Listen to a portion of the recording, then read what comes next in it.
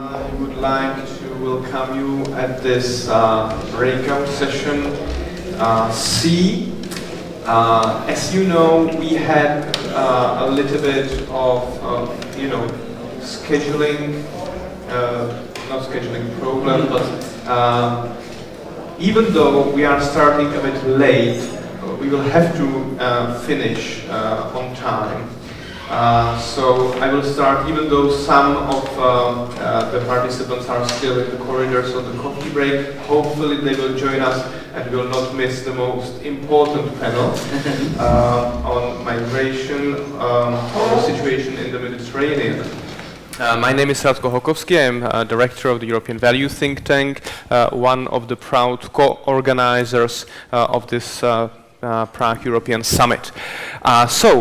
This session is on the situation in the Mediterranean, on the question how to prevent human tragedies at sea, unfortunately not only at sea, and adopt a viable and sustainable European immigration, and I would add asylum system. I have great pleasure and privilege to welcome here distinguished panel of experienced and knowledgeable speakers.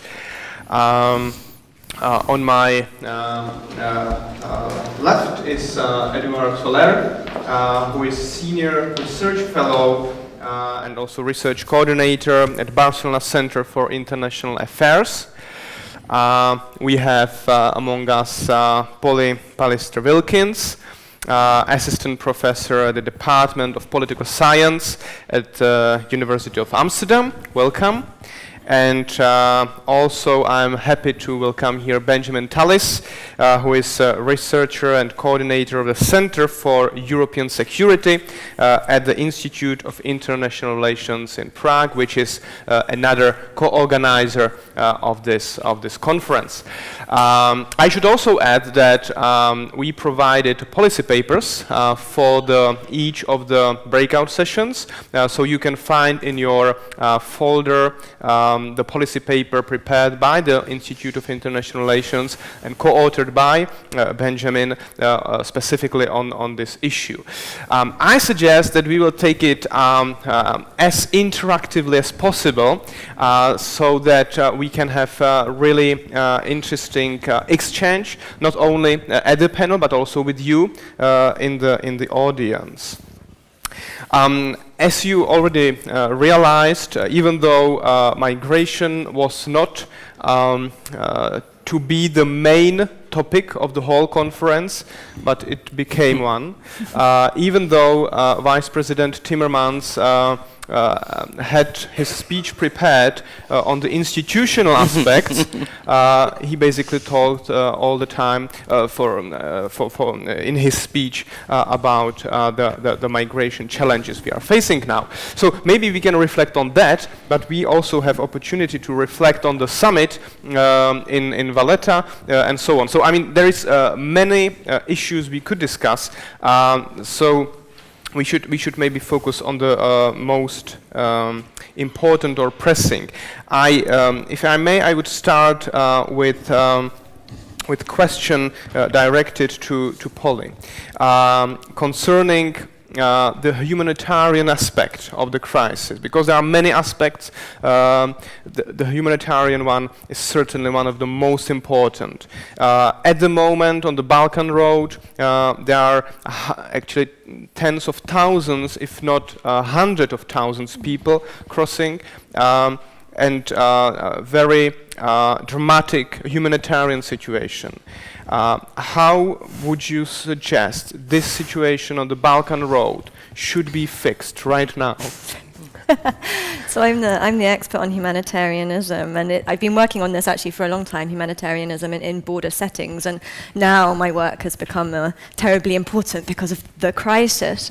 But as someone who works on humanitarianism and works on crisis, somebody who's researched it for a long time, but also does a lot of collaborative work with Médecins Sans Frontières. I don't speak for Médecins Sans Frontières, nobody does.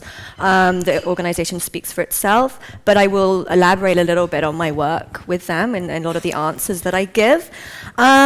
When you say, how can we fix this now? Right? I mean, that's always the idea of a crisis, right? A humanitarian crisis that says we need to fix this now. People are dying, people are suffering, we need to alleviate and we need to fix this now. I would ask, actually, what kind of humanitarian crisis is this? And why does it exist? Like, why is it there? Right? Why are we seeing thousands upon thousands of people traveling I was in Greece very recently in the Aegean Islands. Why are we seeing thousands of people traveling in small rubber dinghies every day onto the shores of Aegean Islands? Why are they having to wait in horrible conditions to register? And then why are they having to then travel overland, right, to their destination of choice? Mm-hmm. Right. Interestingly, people can fly within Greece. So when I flew from Lesbos to Athens, my plane was full of Syrians. They then got another plane from Athens to Thessaloniki, and then they had to travel overland again, right, to another Schengen border. So I think the issue here is, why is this a humanitarian crisis? And I think we really have to reflect on the fact that European border policies and practices is what actually compounds and makes this a humanitarian crisis, right? If there were safe and legal routes for refugees to travel, right, into the European Union or into Europe, right, if they so want to, right, if there were safe and legal routes for them to do that, then the humanitarian crisis would not be the kind of crisis that we see, where people get stuck at particular border points, particular border crossings, with no facilities for them. Right? If they could use regular forms of transportation, legal forms of transportation, safe forms of transportation, right, then we would not see the same kind of humanitarian crisis. The crisis would still exist in Syria, yes, absolutely. The crisis would still exist in Eritrea, in Iraq, in Afghanistan, in Libya. But if we're talking about the humanitarian crisis in Europe, and how can we prevent those kinds of levels of suffering and problems that people are facing, then safe and legal routes is something that actually really has to be thought about. Right. May I just follow up on that? So what concretely you would suggest that member states or the EU would do with the people crossing the Balkans, going certain direction? Well, I think it's a very simple situation right now to alleviate especially the problems in Greece would be to allow people to cross the land border, right? You could open where the we borders. have a fence now. Yeah, but there's also a border crossing.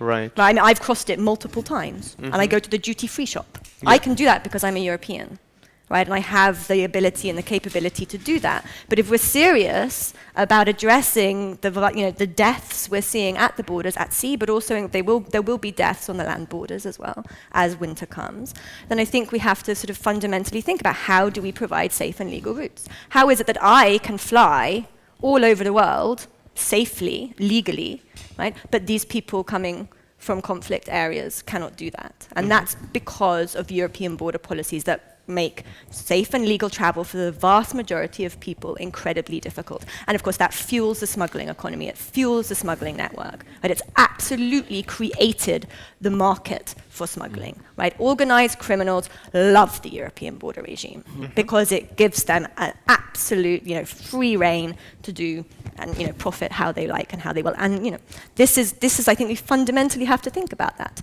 So that's what I mean by what kind of crisis is this, and what are the structural causes and factors of this crisis. Right. Thank you. So we will have to discuss what then do with the people if they can, in dignified way, cross the borders. What to do with them then in Europe, in the EU.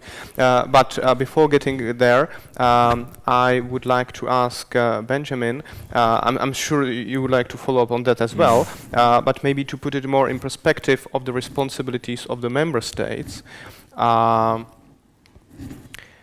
Yeah, but maybe you first wanted to react on the humanitarian aspect, so not to mix these aspects because they are not completely close. So, thank you, Radko. Indeed, yes, I would like to follow up on what Polly was saying and ask some more of the kind of questions that Polly is asking. I think we do indeed need to consider practical measures. And yes, we need effectively functioning hotspots, we need screening centres or processing centres in order to treat people with dignity and in humane conditions, and in order to ensure those who seek international protection can actually access it. However, I think we also indeed need to ask what are the causes of this crisis, and one of the fundamental ones is the attitude of politicians, mainstream politicians, particularly in the region that we sit in now. And we heard a lot of these attitudes yesterday at the Foreign Ministers panel. We need to ask what we can do to change the attitudes that have allowed a political and moral vacuum to develop, into which populists and xenophobes have easily stepped. This is what we need to do more urgently, I think, than any particular practical measure if we are to actually address the underlying symptoms, the underlying causes, as well as the manifest symptoms of this crisis. We need to fulfill these legal and moral responsibilities that we have. It was striking in the Hungarian Foreign Minister's speech yesterday that he seemed unaware of Hungary's commitments to, in accordance with the Geneva Convention of 1951 and the associated protocol of 1967 about not penalizing people seeking international protection who cross borders irregularly. We need to furthermore look at how we indeed distinguish between people seeking international protection and those seeking to make better lives for either social or economic reasons. But we need to fundamentally reconsider our attitude to migration in general. We need to stop seeing migrants as only a burden, as only a cost to be borne. We need to see the contributions that migrants make and the opportunities that they bring to us. We can see this instrumentally in terms of demographics and in terms of economics, and there is a near consensus amongst the social research on these topics that shows that migrants do indeed bring benefits in these terms. But more widely, by encouraging the very interactions between people upon which the European Union's own success internally is founded, we can also reap the benefits of building closer connections with people in other parts of the world, and we can start breaking down these barriers of fear that are in fact founded on the stones of ignorance. In terms of other concrete measures to stop European Union countries passing the buck to one another. Passing the buck either by building fences or by shamefully making their countries as unattractive and inhospitable as possible. I can only imagine the attitude of the Hungarian Tourist Board at Prime Minister Orbán's comments that nobody wants to come to Hungary and those who want to come do not wish to stay. We need to stop this buck passing. Buck passing is only possible as long as you have someone to pass the buck to. At the moment, Central and Eastern European countries in particular, but not exclusively, seem content to pass the buck to more vulnerable, less resilient countries in the Western Balkans, or to the most overloaded countries of Germany, Austria, and Sweden. It's time for all European Union member states to ask not what the European Union can do for them, but what they can do for a European solution to this crisis. We've seen the elements of this in place for a while, in fact. There has been a progressive Europeanization of border management, particularly of the Europeanization of border practices through the creation of the Schengen Borders Code, the Common Core Curriculum, Common Core Competences that are in part developed by Frontex, but also in association with the member states.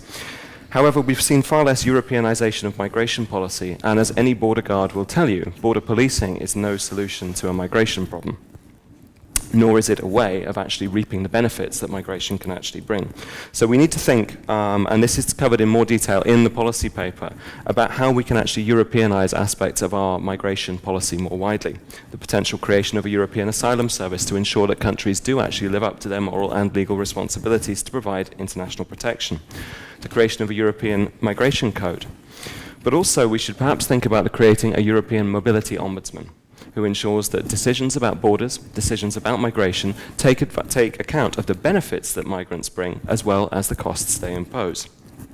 We need opportunity analysis as a counterpoint to the risk analysis that has become the dominant way of knowing and understanding borders and migrants. And again, you can read more about this in the policy paper that we prepared. Finally, for now, I think it's very clear that the benefits of common borders are felt across the European Union, but particularly in this region. This is a region with a history of being excluded, of being divided from the rest of Europe, and the ability to enact free movement has had particular effect on the psychosocial sense of belonging that Central and East Europeans can enact. being able to move across the borders to Vienna to go to the opera, to Dresden to go for shopping from the Czech Republic without let or hindrance is a huge benefit of European Union membership, and in all Visegrad countries is one of the two benefits that citizens most positively associate with European Union membership. Access to these benefits was signed up to voluntarily. They also come with a set of values and a set of responsibilities. We absolutely need to ensure that binding mechanisms are put in place in order to make sure that member states live up to those responsibilities. That means a binding quota system, not just for the pitiful, minuscule number of refugees that have been discussed so far, but for a percentage of the entire number of refugees who enter each year. Support needs to be given to countries to deal with those incoming refugees, but crucially we can't just provide them with short-term solutions, we need to provide them with sustainable futures. However, also refugees must accept that they will be distributed between different countries. Actually, being put into a place where you can claim safe haven and can indeed make a viable future means you don't get to pick and choose where you live within the European Union, at least in the short to medium term. So those would be my starting comments. Thank you, Ragnar. Great, thank you very much. You actually managed to summarize the whole your paper in just a few minutes, which is excellent. But you make all the important cases and points. I would follow up on that before moving to the external dimension. Talking about member states' responsibilities, can we actually realize a functioning relocation mechanism before we have functioning system in the frontline countries where, as you mentioned, the arriving immigrants need to be fingerprinted, registered, processed, and identified those eligible for relocation? Because so far it doesn't really work in the frontline states. Criticism falls on the Central Europeans, but for example, Hungary, as one of the frontline states, it does actually quite effectively fulfills the responsibilities as far as current EU rules are concerned. Bigger problem is probably in Greece or Italy. So why do you think that then, especially in Greece, it's a so big problem, and what can be done in order to overcome the obstacles? Well, I don't wish to dominate the discussion, so I'll also give others a chance to respond to your point. But I think there's a very interesting, if also very unfortunate, cycle of blame that has developed. And I wouldn't want to be misunderstood. I'm not only assigning blame to the Central East European countries. Also, my own home country, the United Kingdom, has not exactly played a proud role in this migration crisis. But that is rather in keeping with its role in the European Union in general, sadly. I think it's interesting the excuse, for that's what it is, that you mentioned. That was also paraded by the interior ministers of the Czech Republic and Slovakia this week in Brussels, saying that the hotspots aren't working, the initial screening processes aren't working in frontline countries. Therefore, how can and why should we be prepared to set up our systems for actually accepting distributed refugees? Well, in Italy and Greece, the point is made the other way around. There's nowhere for them to go, there are no systems set up, so how can we possibly begin to actually set up these processing and hotspot centres? What this shows is precisely the need for firmer European solutions to this. It shows that there is a coordination problem, to use classic international relations language, whereby each country pursuing their own interest actually defeats the interests of the collective European Union, its individual member states, but crucially also those interests of refugees. So this is where we can clearly see the need for a more coordinated approach to processing, identifying, transporting, and caring for refugees who are, let's not forget, in mortal danger, have been in mortal danger, either physically or psychosocially. Right. I hope that we would be able to get to more concrete recommendation for the governments, and other than just saying they should cooperate. But maybe we will get to that. I would like to ask Eduard, who is focusing mainly on the external dimension, what's happening in the in the neighborhood, the development there. We had a summit in La Valletta, and I would like to ask you whether you think that the conclusions, the decisions can actually make some tangible benefit or to help the situation, whether simply you think that the conclusions at the Valletta summit will bring some results. That's quite easy to answer. The Valletta summit is disappointing. I mean, the results of the Valletta summit are disappointing, although there were not so much expectations. So in fact, disappointing but not frustrating. I mean, basically, I don't think that those that are following the migration/crisis expected much more than what was agreed in Valletta. And there are some points of the political declaration which are quite astonishing. Mainly when it says that the countries that met in Valletta agreed that their first priority is to save lives. If this is the first priority, then there is a big mismatch with the action plan. Yeah. Because if that was the first priority, there should have been some sort of measure to save lives in these dangerous trips in Africa, in Sudan, in the Sinai Peninsula, in the Mediterranean, and there's nothing about that in the Valletta conclusions. I would like, when talking about origin, to go into Poli's first very important point on which kind of crisis are we facing. This is, sometimes we fear that this is an unprecedented crisis. And there's an element of true in the fact of the intensity, the magnitude of the crisis in such a short term, so many people. But it's also true that the reasons why these hundreds of thousands of people are trying to reach Europe are different from the reasons that pushed other peoples to try to reach the European continent some years ago. So we in Southern Europe, and particularly in Spain, we faced two big, I mean rather small compared to the current one, but migration crisis in the Strait of Gibraltar in the early 2000s and also in the Canary Islands later in 2008.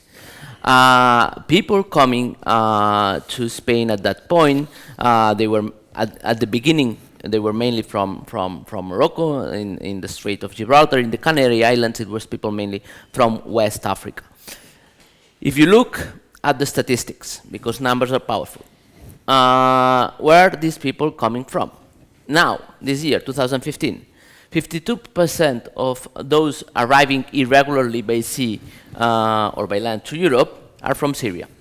Then followed by Afghans, 19%, then Iraqis, 6%, Eritreans, 5%. The composition of this group of people is very different from those that tried to reach Europe some years ago, and it can only be explained by the intensification of conflicts and the long-term perspective of those, the level of destruction, the impossibility of even going back home if the conflict was over. Because in Syria, I mean, who can go back home in Kobane? The city is destroyed. I mean, there's nothing. There's no sanitation. There's no education. There's no health. So then you are in Turkey, and you think, well, I think I'm not going to go back home in the next 10 years. Where shall I do my living? And that's what's pushing so many people to leave.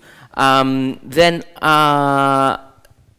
what can be done in that sense? I think that here, first, we have to be modest in the sense, because otherwise we will get frustrated. The crisis cannot be fixed. That's the first answer to your question. It can be managed properly. But fixed, no. Because we don't have, neither us nor our allies, the capacity to tackle the problem at the origin in the short term. The better you can expect is, in the case of Syria, for some sort of de-escalation, political solution, and so on. Well, this is I don't think it's only wishful thinking, and this can be possible, but this does not mean that people will be able to return home in the short term, first point. Second element, on the Afghans, because I mean, as we are only focusing on the Iraqis, we don't talk about the others.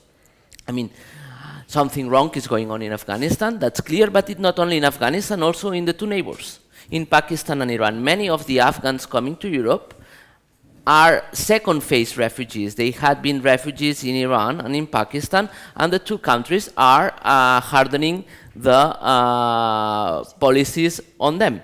In Iran, they only have the right to live in 3 provinces, and many of the jobs, they are excluded from most of the job market.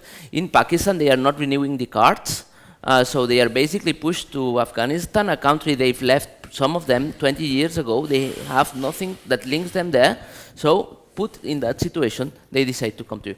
Can we do more on Iran? In our relations with Iran and Afghanistan and Pakistan to tackle this situation? Probably yes. Eritrea, finally. Eritrea.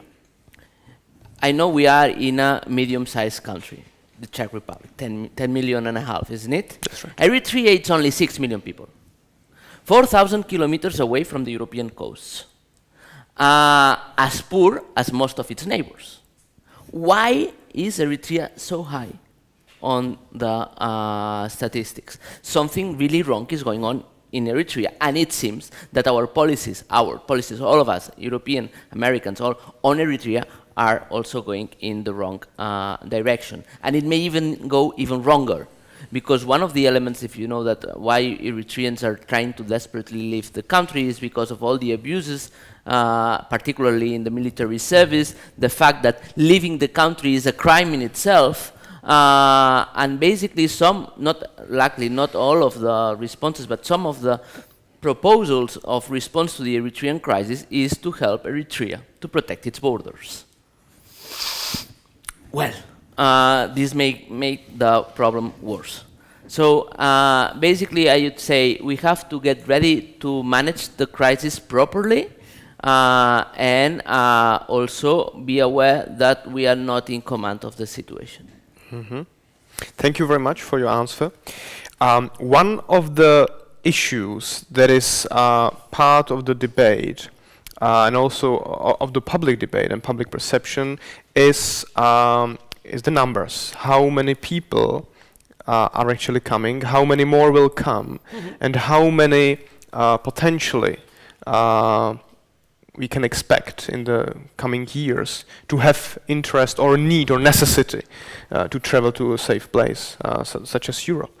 That could be a question for you. I would start with Eduard. How many people you actually think in the broad neighborhood around you are actually in a situation that potentially they would like to seek refuge in the European Union?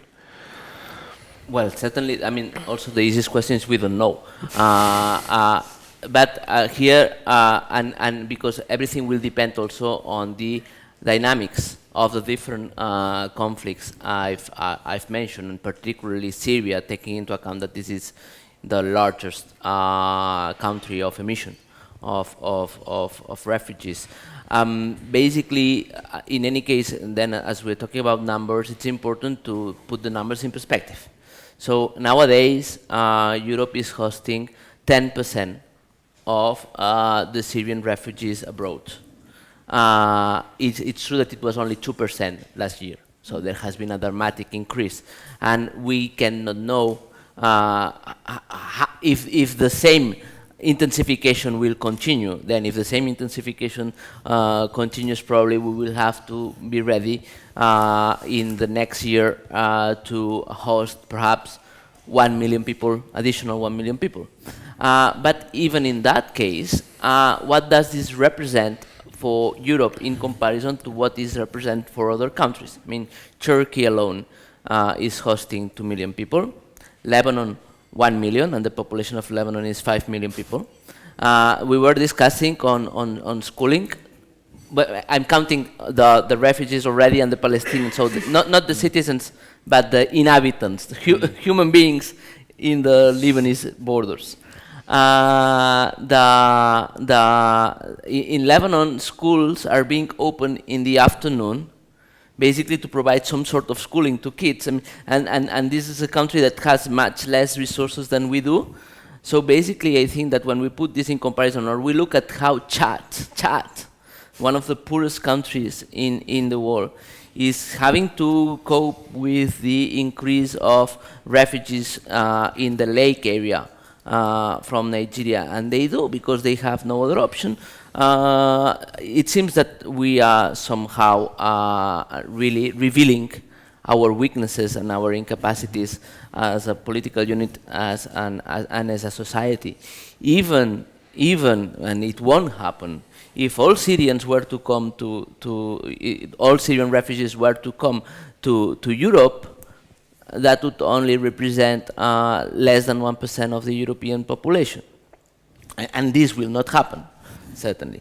So in terms of absorption capacity, I mean, we also have to put, I mean, it will require an effort.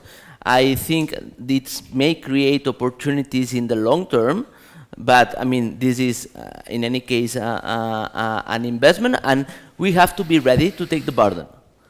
So it's not only looking for opportunities, but also be ready to fulfill our obligations, to take part of the burden. And then also, final note, when you look at the countries I mentioned, at the three first, at least, Syria, Afghanistan, and Iraq, we cannot claim that we have no responsibility on what's going on there. Okay. Numbers absolutely need to be taken in perspective. One perspective is in comparison to the proportion of refugees which are hosted in other countries in the region. Another perspective is if we compare the number of refugees to the whole European population. Another perspective is how many people arriving now or in the future, how much this is in comparison to those who are already in our countries. Meaning, what is the comparison with the proportion of refugees currently being in the countries, and this is of course different in Central Europe, in Western Europe, and how this compare with the numbers we are talking about. This is again a different perspective. What are your thoughts concerning maybe Polly, if we can start about the numbers which maybe are coming, and therefore what capacity we need to build? Well, I would start by saying human beings are not numbers, and they should never be seen in terms of numbers. They are humans. Right, and I think we really have to stress this, right? I think that's really important to say, you know, human beings are human beings, to try and start to think about them in terms of numbers, in terms of quotas. This actually starts to become very problematic because what you're actually starting to do is place values and numbers onto human lives, onto human beings. So when you say 50 people is okay, 51 people is not okay, okay, who makes that decision? Who takes the responsibility for that, you know, hugely political act?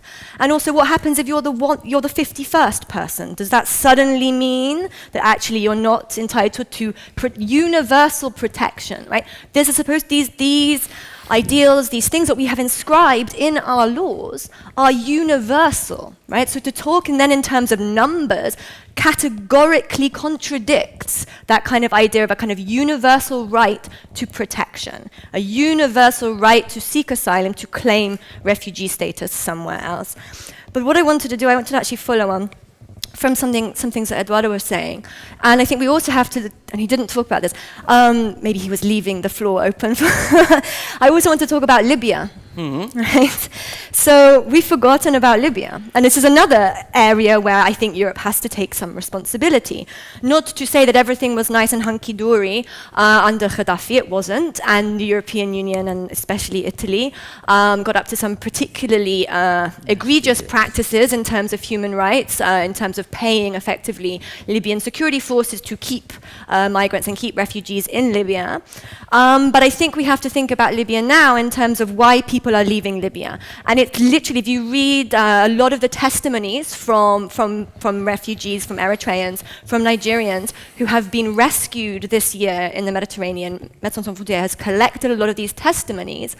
What people are saying is they have nowhere to go but the sea.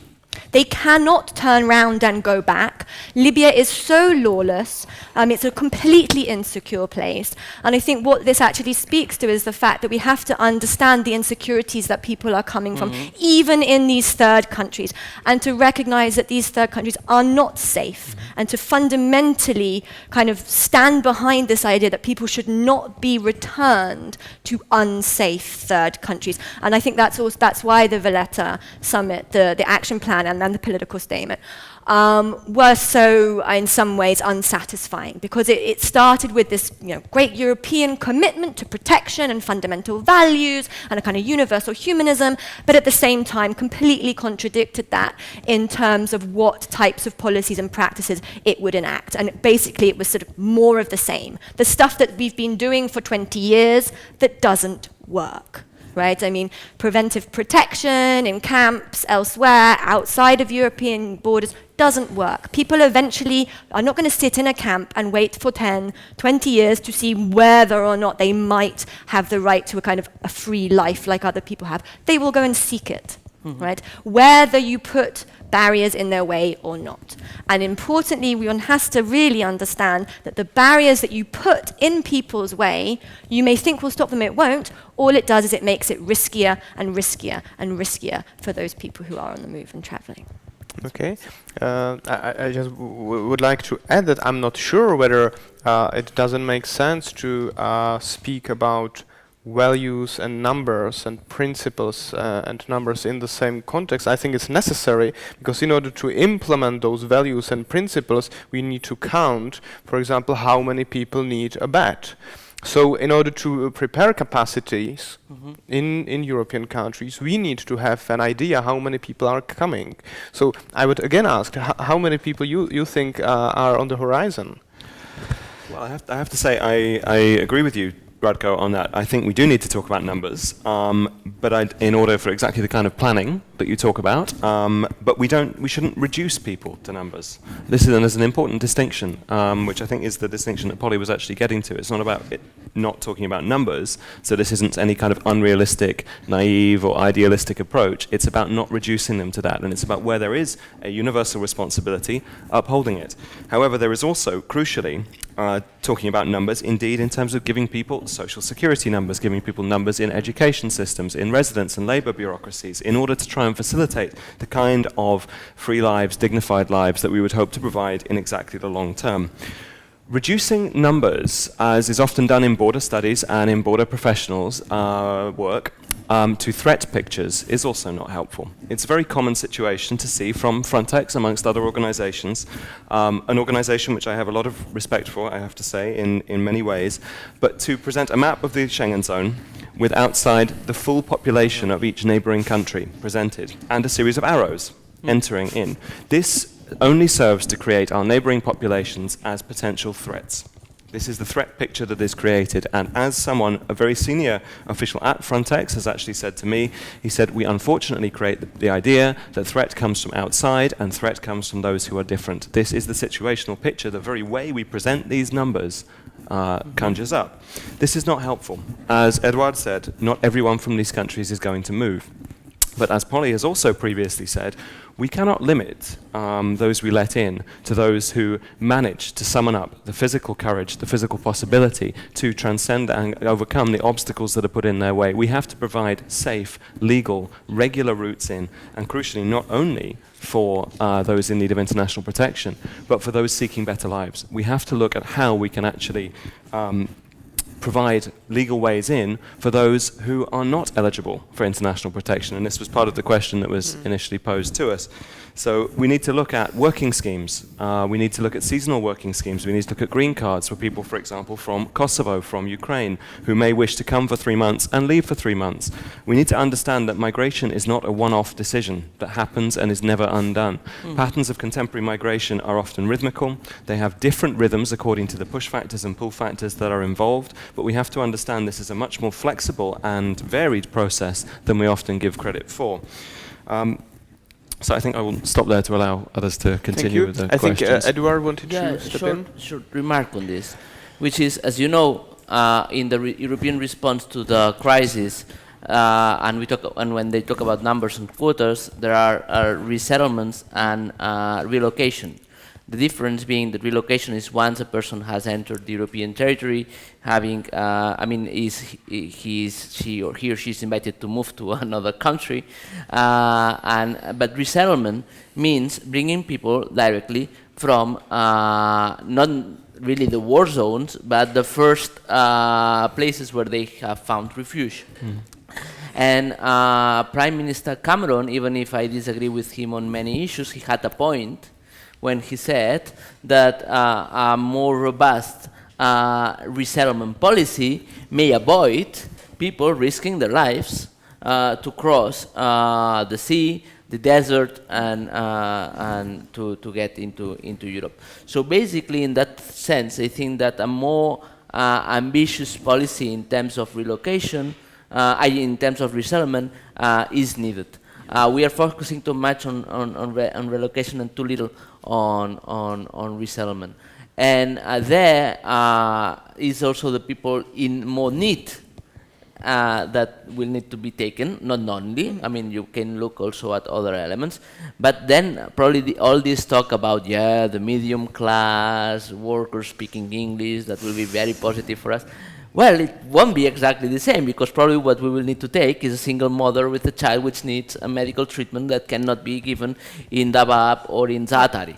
So, but I think this is important in order to provide at least the opportunity for people to make their case to arrive to Europe. And let me explain you a personal anecdote of a friend of mine, a good friend of mine. His brother was still in Aleppo before the Russian bombings, and when the bombing started, he, as many others, left the city.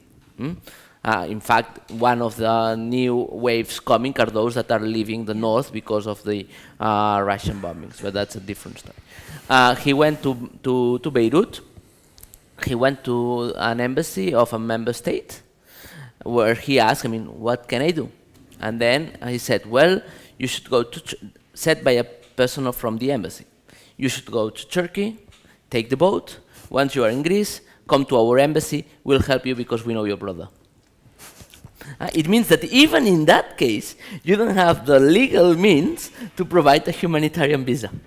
And at least having some humanitarian visas, some people may be ready to wait for 3 months, for a year, in order to come safely to Europe. So one way also of downscaling this emergency crisis to make it more manageable, to tackle it properly, maybe also to adapt to adapt this kind of mechanisms, which is not a matter of charity and so on. It's also in terms of self-interest.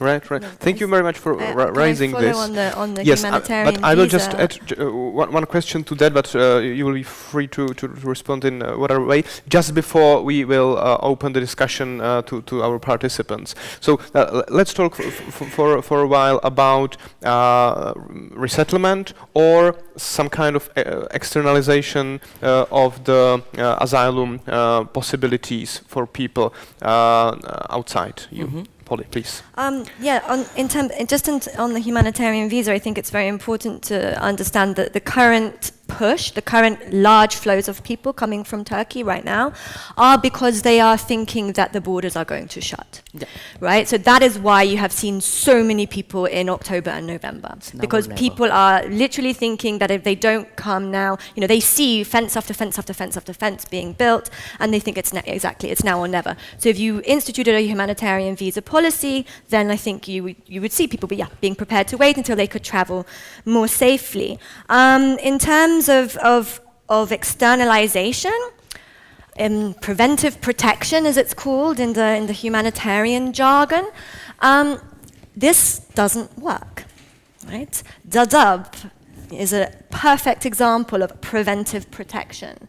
It doesn't work. It's been there for over 20 years. You are now seeing people, Somalis, trying to leave Dadaab and come to Europe, somewhere where they can actually gain they hope, they can gain some kind of status, because keeping people there without humanitarian visas, without the possibility to seek a work visa, right, only pushes people into the hands of smugglers, right? So you can allow humanitarian visas, but you also have to allow, I think, also for this recognition that people want to move for work. I am an economic migrant. I left the United Kingdom and moved to the Netherlands for work. Right? And I do not apologize for that at all, right? And I would do it again. But I'm allowed and I'm able to do that legally. But I think it's really important to recognize that these kinds of keeping people outside without the possibility of some kind of life chances, right, to seek some kind of secure future for themselves and their families and their children, will only actually exacerbate the problem and will only continue to push people into the hands of smuggling networks, right? Without workable work visas, without workable forms of labor migration, or without the capacity for people to seek humanitarian assistance legally, as opposed to having to seek it after they've crossed somewhere illegally. I mean, to me, it makes no sense. Okay, Benjamin, please.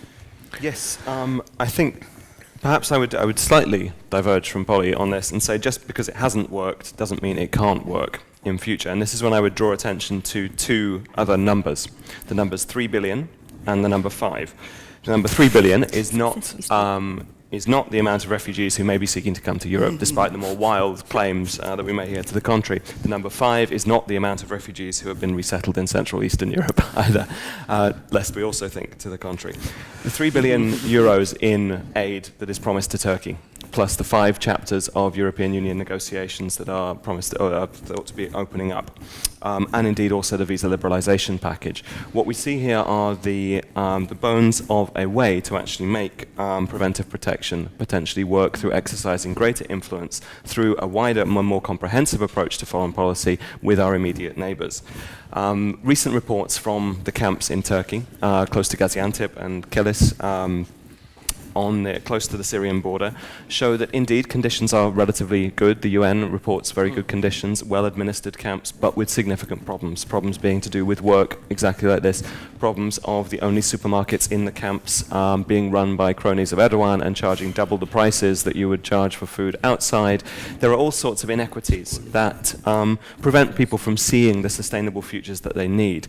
The crucial part, I think, to this is realizing that people don't live only in the present tense, nor should they be forced to. And we cannot understand only a holding mechanism. A holding mechanism becomes equivalent to a cage, and this is what we cannot stomach in the long run. In terms of externalization of asylum processing, externalization of border policy in this sense, we again need a comprehensive approach. We need an approach based on search and rescue. We need effective search and rescue in the Mediterranean, which addresses one of the direct topics of this panel, to prevent drownings and dangerous sea journeys. And yes, this means preventing some journeys from taking place at all. However, it must be accompanied by a safe transfer system to safe, dignified and humane camps that can actually, or centres that can be set up, at which people's claims can be processed. So we can indeed, in line with what Commissioner Timmermans was saying, distinguish between who is entitled to international protection, therefore who desperately needs our help in the immediate and short term, and who is universally entitled to it, and those who wish to seek a better life. I, like Polly, am a migrant. However, I wouldn't describe myself as an economic migrant. I came here to Czech Republic for a better life. That is why I came here. I came to live differently. So lest also anyone understand my feelings about the place I'm in. We should recognize that people do want to come for a variety of reasons, and again, provide them with ways to do so. We need humanitarian visas, and we need work visas at the same time. And furthermore, once we've identified who is entitled to international protection, we need safe passage to be provided for them, indeed, ideally by air. This must also, however, come together with border protection, ensuring the integrity of Schengen's own borders, by which we mean facilitating regular movement and clamping down on irregular movement is essential in protecting the benefits of free movement, as well as also coming from a situation where we are faced with crisis to one of competent management. And this is exactly the transformation that we need to make. Thank you very much. So I would like to open the discussion also to the participants, and I think that already there was one question, but Mrs. Ambassador, please. And you will get a microphone. Thank you very much. I just would like to comment on some points raised by our distinguished panelists. As regard to the number, you talked about the number of refugees or migrants that we should expect in the coming years. Not later than yesterday, at the French TV, I was listening to Pierre Moscovici, European Commissioner, and he said clearly that you should expect, like by the end of the year 2020, you should expect like 3 million refugees coming to Europe. But in the same time, he said, we should also be very clear and not be ashamed to say that Europe is also benefiting from this. It has raised by some of our panelists that it is, I mean, very important. It is some opportunities for Europe also, because Europe is it's going to increase the economic growth in Europe. He gave some figures, meaningful figures, and he said also that, we should also think about the importance of the transfer made inside European Union countries by the migrants, you know. I mean, it's also very important, and that we should also think about this wave of refugees as in beneficial terms, because it will increase the population, and Europe is in need, will be in need, or is already in need for some countries, for some workers. So he said so. I just want, to tell you that.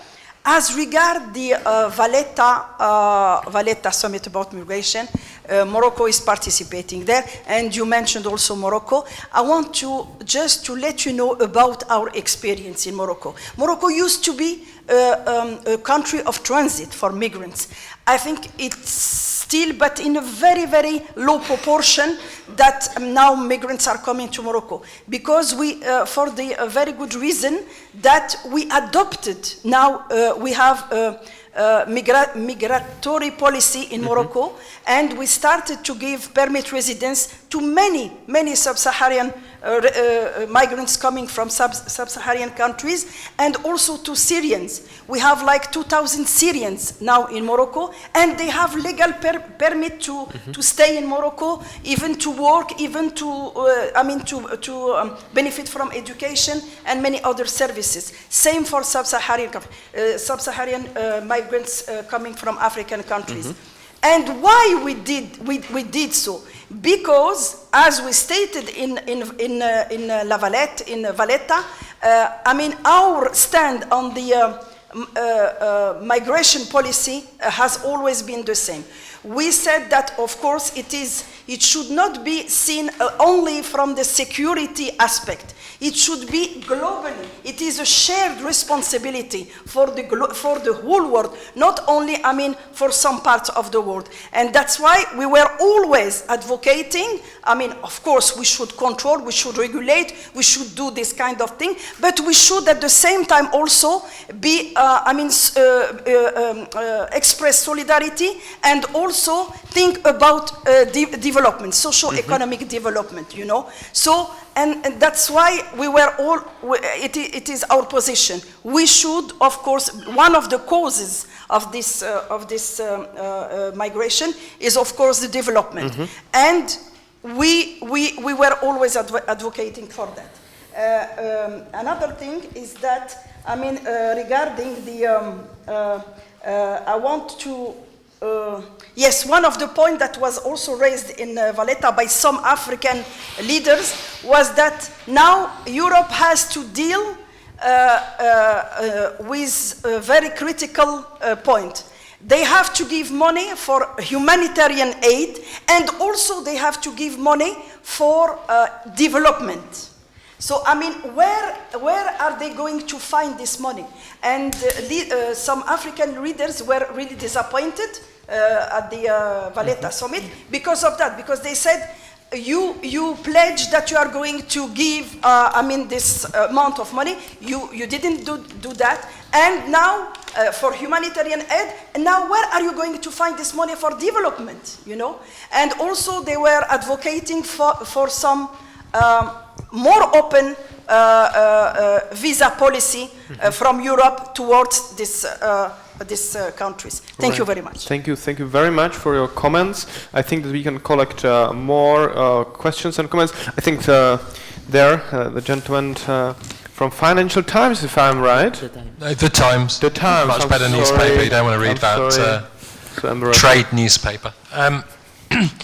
One of the behind the, there's the very noble ideal behind refugee protection, universal protection, and all the rest of it born out of particularly some of the European conflicts of the last century. But in terms of a legal order, it's become a very bureaucratic structure indeed, and we've seen it doesn't work particularly well. And the response to that is essentially to underpin that legal order with compulsion and with force, because that's actually what legal orders underpin. So I'd like to ask the panel whether they agree that the current legal order, which doesn't work very well, should be underpinned with force. We heard Timmermans today saying that migrants who refuse to be fingerprinted should be sent back. The new proposals are to underpin the relocation policy with what are effectively will be detention centres. If there's going to be 1 million migrants this year, at least 25% will not be classed as refugees. We're talking a couple of 100,000 people who will be forcibly expelled to uphold this order. Does the panel agree with that? Does the panel agree that the poor unfortunates who are forced to go to Latvia should be made to stay in Latvia?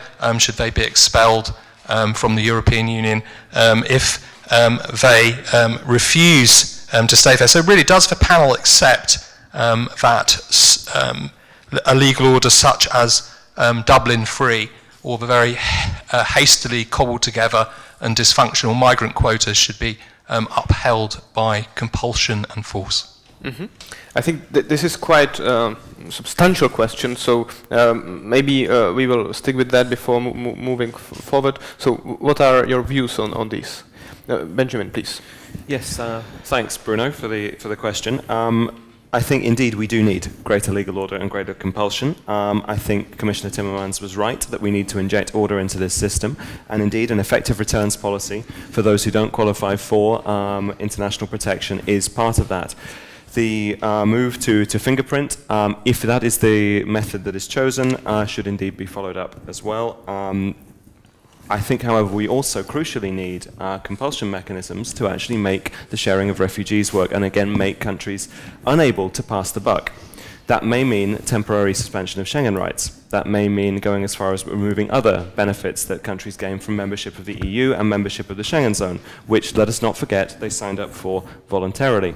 I rather disagree, however, Bruno, with your characterization of the poor unfortunates who end up in Latvia. I think you're playing into old stereotypes there that have no place in this discussion. And it's the kind of stereotypes that many of us who have been dealing with Central and Eastern Europe in the broad sense have been trying to dispel for an awful long time. And it's unfortunate that those stereotypes have emerged again in relation to responses to the refugee crisis. So I think we need to firmly dispel such notions as that. And there's plenty more I would add, but I think we're limited on time, so I give the floor. Please. No, I think the notion of the legal order is very important, and it's something else I wanted to go back to, and that is the fact, and it links to your point about making preventive protection work. And there's a reason, a very, very good reason why people do not want to stay in Turkey, because they cannot claim refugee status in Turkey from the Turkish state. Only Europeans can claim refugee status from the Turkish state, right? And there is such a huge, long waiting list to claim UNHCR status that people are not waiting for that particular status. So if we're going to talk about underpinning the legal order, we can also talk about the legal order in our neighbourhood, and one of those would be, Turkey. In this instance, I also think that sort of the lack of a common asylum policy is a huge problem, right? There's a reason people want to go. There's a reason Palestinians, for example, want to go to Sweden, because they get asylum in Sweden. They always have done. There's a reason people now want to go to Germany, because they think that Germany will take them. It's not necessarily that they want to go there because they want to go to Germany. It's that they think they have a chance of making a better life there for themselves. I think we also have to think, though, in terms of family reunification, and there's a lot of reasons why people go to particular countries, because they already have relatives, friends, communities there. If I think where I would go, if I was fleeing conflict, I would go to particular places because I have family in those places. It would make sense for me to go there. In terms of the fingerprinting, the first thing you have to do is actually make sure it works. The actual fingerprinting works. The reason, right, the hotspots and the processing has been taking so long in Lesbos is because the Eurodac machines do not work, right? Literally, they make the power supply go off, right? They trip the electricity. So before you can even compel people to actually fingerprint, you actually have to provide the facilities with which to do that, and that's not been forthcoming. Apparently this week it's going to get better. They said, but they said that last month too, right? So I think before that, I think you have to actually make sure you've got the facilities in place to do that, because fingerprinting, Eurodac, registration on Eurodac's been a thing for a long time. It's just it hasn't happened because for various reasons in various first entry countries, the systems have not been in place to actually facilitate that practically and on the ground. So, Eduard, please. Yeah, I think we can all agree that the system is dysfunctional, and there are many things that can be addressed. That can be managed. Can be addressed. For instance, in my country, in Spain, when someone asks for the refugee status, sometimes it can take up to 3 years to have a resolution. It doesn't make any sense. I mean, we will need to revise the methods and the procedures, administrative procedures through which the different cases are being revised and judged upon. Also, for instance, I would like to explain you another example of these functionalities, again from Greece. As I said, many of the Afghans arriving to Europe are coming from Pakistan. Because of the situation explained before. They haven't been in Afghanistan for 20 years. And you know that basically one of how it works in order to distinguish where you are really Afghan or not is to ask questions that only someone from Afghanistan could know the response about. Yeah. So basically many of those, they are suspicious to be Pakistanis rather than Afghans. So, I mean, we will need also somehow of more sophisticated, probably, as we were mentioning, if someone could start the process in Peshawar or in Rawalpindi or in Islamabad, that may make things easier rather than waiting for them to arrive to Lesbos. Other things that do not work. I mean, when we have people that have committed an administrative fault, but not a crime, and they are put in detention centers for more than 3 years, waiting for their case to be revised for an administrative fault. This does not work. So basically it's true, the system is dysfunctional, and it's not only dysfunctional at the legal level, but at the daily life level. We've seen machines that do not work, mechanisms that are not sophisticated enough to really find where these people are coming from. What you do once you've, and then another important element, and I agree at some point, and that's also what Timmermans said, what you've been saying. I mean, if some people does not have those rights, there will be a return policy. The only important element is that the basic human rights of this person are being respected in this return to their home country. So to make sure that he has right to some legal protection, to basic human, and then he or she is being deported. But I mean, not saying, I mean, because he or she is to be deported, I mean, we forget about his basic rights. Good. Would you like to add something?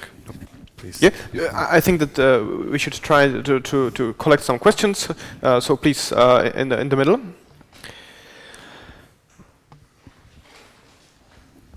Hi, I'm Tomáš Straže from Slovak Foreign Policy Association. I'd like to bring a transatlantic dimension to this debate because, well, all three countries from where the highest numbers of refugees come from are actually considered to be hot transatlantic issues, right? But in case of refugee crisis, we lack a transatlantic response. The US has admitted very, very tiny number of Syrian refugees so far. So my question is how the EU should convince the US to cooperate more on these issues, on the relocation quotas maybe, to make them admit more, higher number of refugees from all three countries or elsewhere from Africa. It's quite obvious that the refugees won't make it through the ocean to the US coast, but Europe is closer. It's a geopolitical reality, so it's quite obvious then. And one comment, if I may, Hungary was criticized very heavily for building the first fence, you know. Now we see the fences or the attempts around Europe, and these attempts are called technical barriers, and everybody seems to be okay with that solution. So isn't it a bit unfair to Hungary just to criticize only them and to be okay with technical barriers, which are the fences, basically? Thanks. Thank you very much. I believe here's in the second row is next intervention. Thank you. My name is Adela Klečková. I'm from the Economic Daily. And first of all, I would like to thank all of the distinguished panelists for their very interesting inputs. Most of all, I would like to thank Mrs. Wilkins for her moving quotas that human beings are human beings and not numbers. That's something I really enjoyed. And also I would like to express my amazement towards Mr. Tellis that there is actually a person who is coming to Czech Republic to seek for a better life. Maybe after this panel I would like to ask you how did it work for you? But anyway, I would like to ask you, yesterday there were some foreign ministers talking about the key role of Turkey in the solving of the migration crisis. So I would like to ask probably all of you, on your opinion, how do you see the role of Turkey in the solving the migration crisis in the European territory? I can see that Mrs. Wilkinson is smiling a little bit. She mentioned it before, and I really can't wait for more interesting quotas from your side. So thank you. Thank you very much. And I believe there was also a question. No question? Okay. The Turkish embassy, if I'm right. I will not answer you. Is it on? It works. So. Yeah. Well, thank you so much for a very, frank, nice discussion. And I'm sure, just like me, all of us benefited it quite a lot.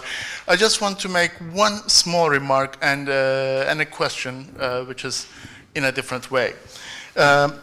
Number one, well, you talked about Turkey not accepting any asylum request from according to the geographical clause, which is 1951 convention. Well, yes, we have opted for that clause instead of none, but unfortunately the reality is in a different way. Number one, we started getting the Afghan refugees, and before that, during the Iranian Revolution, we got millions of Iranians, and also then it was the Bulgarian communist regime which pushed all the Turkish origin people, okay, yes, that's West, but then it was the Halepcha and Süleymaniye chemical bombings from Iraq by Saddam, and within like 3 days we got 1.5 million people on the mountains, and well, and now, then, the first Gulf War, and now this one. So, believe me, the reality is a bit different. And we also accepted a new law after examining the European laws quite intensively and everything. In 2011. It's called the International Protection and Foreigners Law. And there's no mention of that geographical clause, which is one of the biggest changes.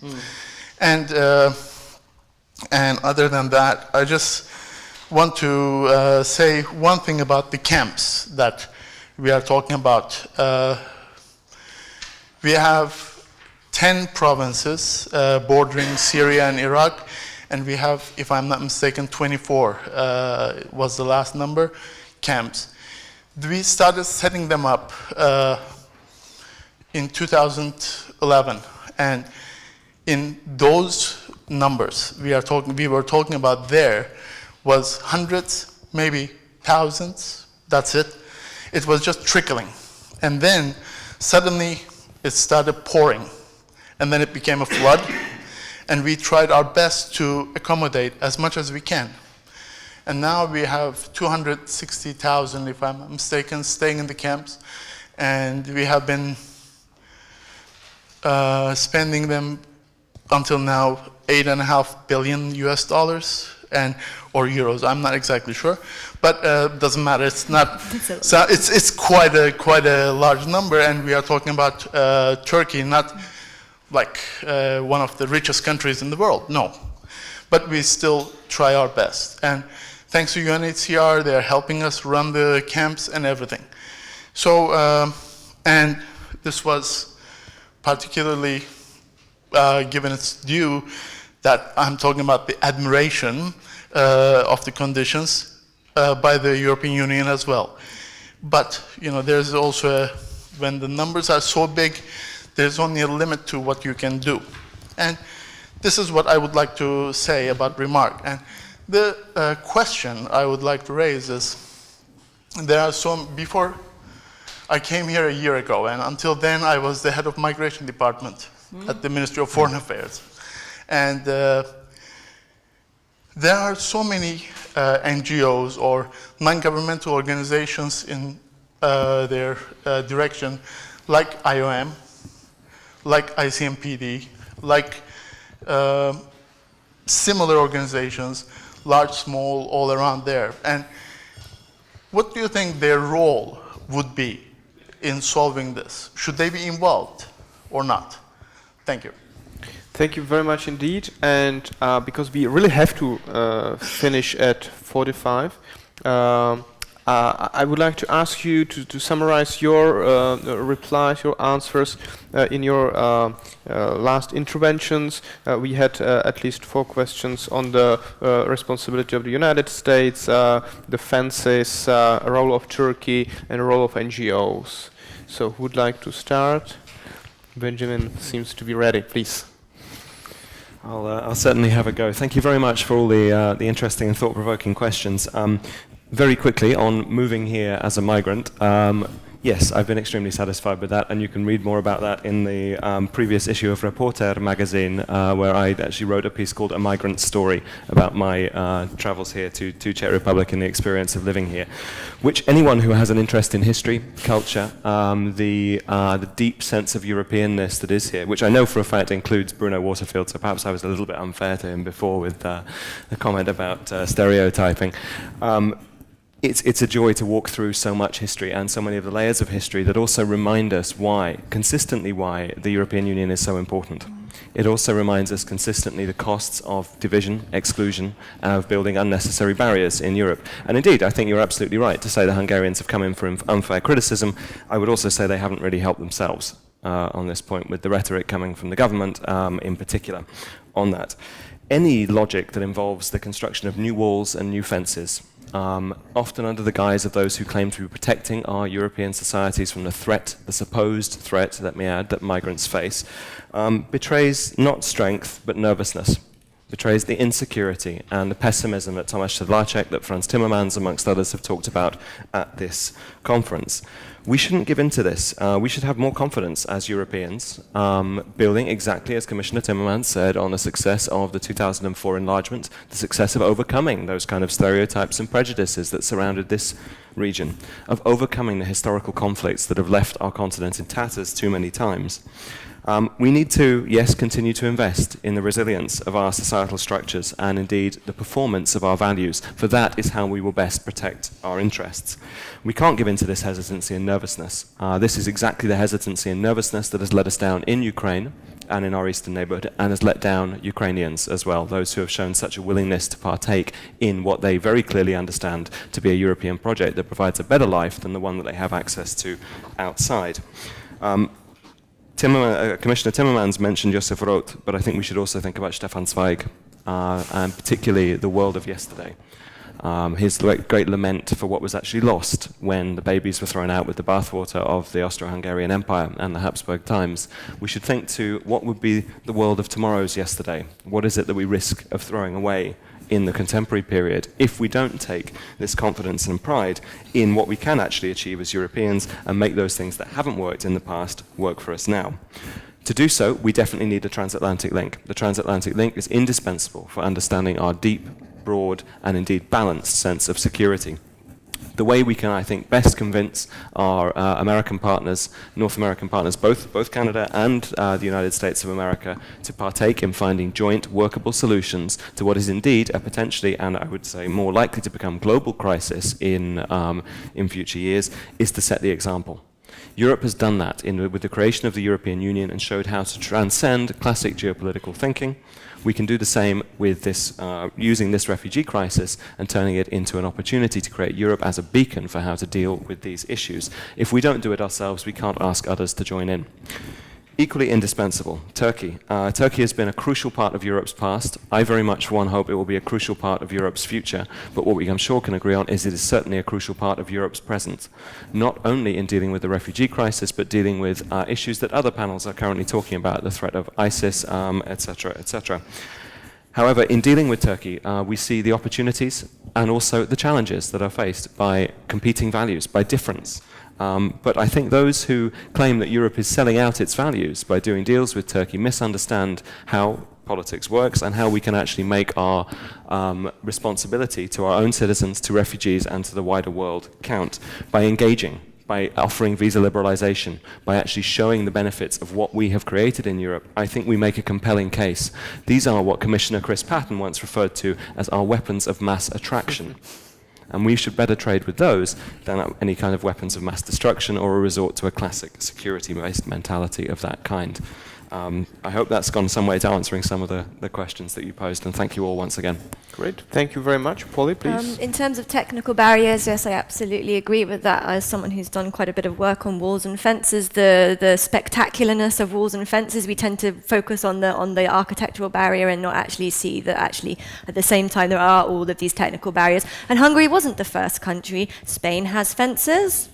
Right? Greece has fences. So the focus on Hungary, yeah, they have maybe not helped themselves, but I think we have to sort of understand. And also the fact that fences actually don't work. They simply reroute.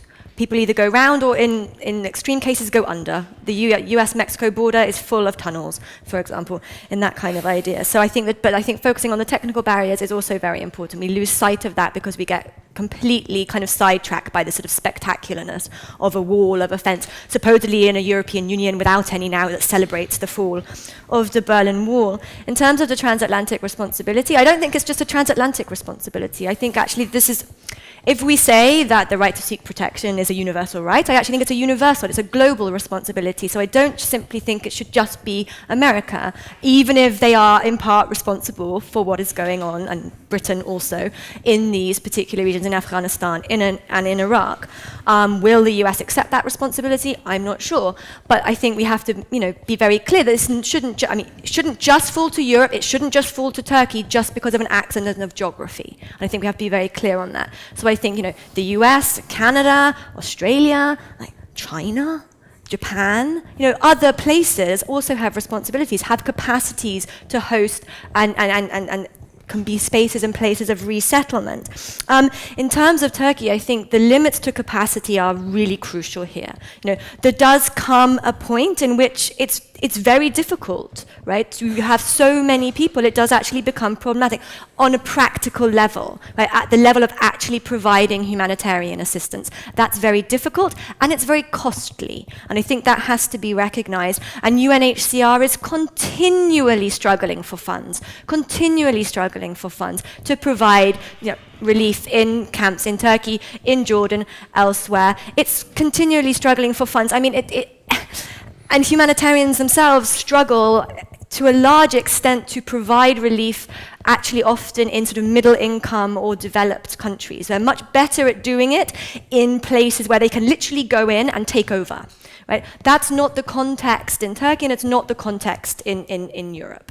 Right? They can't just come in and override state sovereignty. Sovereignty is still strong in the European sense, and of course in Turkey. But I think, you know, we have to recognize the contribution here of Turkey, but also the other host states, Lebanon, Jordan, all of these things. We always have to recognize that, and, you know, respond when there is a call to we are struggling and we need assistance. So then in that sense, I think our solidarity as Europeans doesn't just extend to solidarity within. I think we should also recognize that we have a responsibility to our immediate neighbors also in this instance. So. Thank you very much.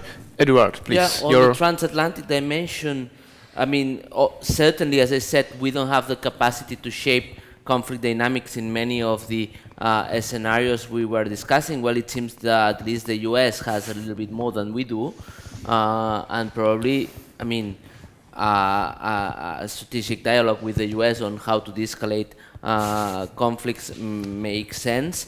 But as you said, also, it should be expectable, or it should be at least asked a more generous contribution of the US in terms of funds to the UNHCR and other agencies and so on, and also in terms of relocation. But basically we have a problem, it's called the hill, and it doesn't seem like it's going to pass. Huh?